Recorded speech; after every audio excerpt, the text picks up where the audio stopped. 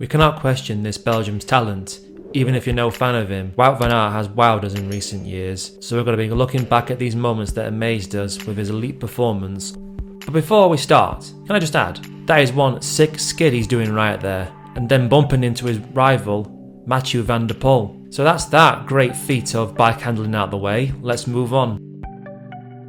The 2020 Strade Bianche, Wout Van Aert was certainly a favourite for this, because of the last two previous editions he came third in both, and here in this 2020 edition he pulled off a performance to remember. Despite it being hot with temperatures of 40 degrees Celsius, Wout Van Aert still managed to hang in there, and while the final 12 kilometres he gave it his all and heading straight into the race, grinding and grinding his gears to propel himself to the entrance of the city of Siena. But first he had to climb the grueling obstacle that leads to the Piazza del Campo, which is where the finish is, where the Belgian relished in his victory at last. Before his days at Jumbo-Visma, he would win his first stage race as an elite in the Tour of Denmark, but that's not all he would do here on this 5-stage race. Even though he didn't get off to a good start, finishing 47th of the first stage, he made a quick comeback performance, winning on the Queen stage, that was stage 2. This would then propel him to first place in the general classifications. He would then stay there for the entirety of the race, even giving him more room to stay at number 1 in the GC by coming second in an individual time trial on the penultimate stage. Not only did he finish first in the GC,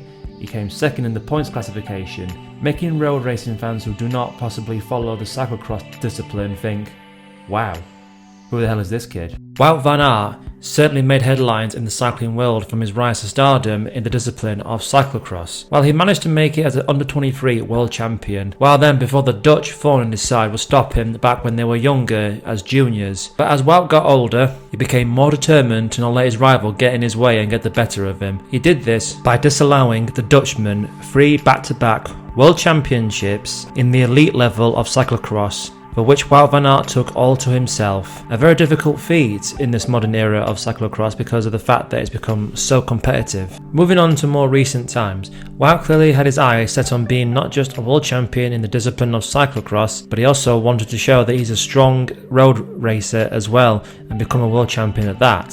He nearly achieved this on both the road and the time trial circuits of the 2020 World Championships in Imola, where he came second in both of them, nearly doing what nobody has achieved so far. You could even compare the feat of winning both the Road and the TT World Championships as hard as winning the Triple Crown. This was a statement made by Wout that he's a super talented cyclist on the road and not just on a road bike but also on a time trial bike, proving he is a clearly valuable asset to Jumbo-Visma on the Grand Tours. On to now the Dauphiné, which is seen as a prelude to the Tour de France. This is where everyone will showcase their teams to the world and their rivals, and where fans make up their minds who is on form to win the upcoming Grand Tour. Wout won the opening stage with his nail-biting clinch of a sprint-off. After that, it was a head-to-head rivalry with his teammate Primož Roglič, whom while during stage 3 and 4 would take the lead of the points classification that Wout was trying to take. After that, with the stage 4 incident, Wout then began to come back, and then he took the green jersey for Jumbo-Visma as well,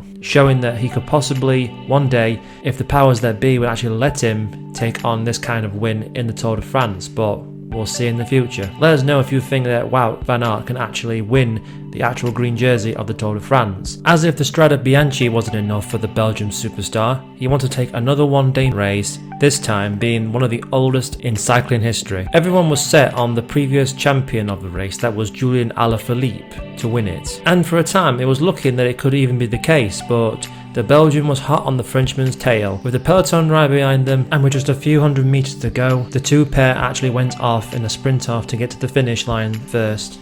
And it wasn't enough for Julian Alaphilippe to try and catch Wout, leading Wout Van Aert to get another big win for the season. And now finishing off, the Tour de France of 2020 was certainly an entertaining one, and with that Wout was certainly a valuable teammate trying to help his teammate to win the Tour de France, that was Primož Roglič, while sacrificing also any chances of him winning any classification at all. Despite his restrictions to what he was able to do, he did manage to make some scenes. I'm of course talking about his 2 stage wins, that was stage 5 and stage 7, that were all both electrifying and entertaining to watch. And let's not forget his performance in the time trial of La Planche de Belleville. Overall, he was one of the few riders to watch out there, and while he may have been a domestique, He still came out on 20th in the general classification, so who knows, an actual win in the general classifications for the Grand Tours, or maybe something else, like the points classification.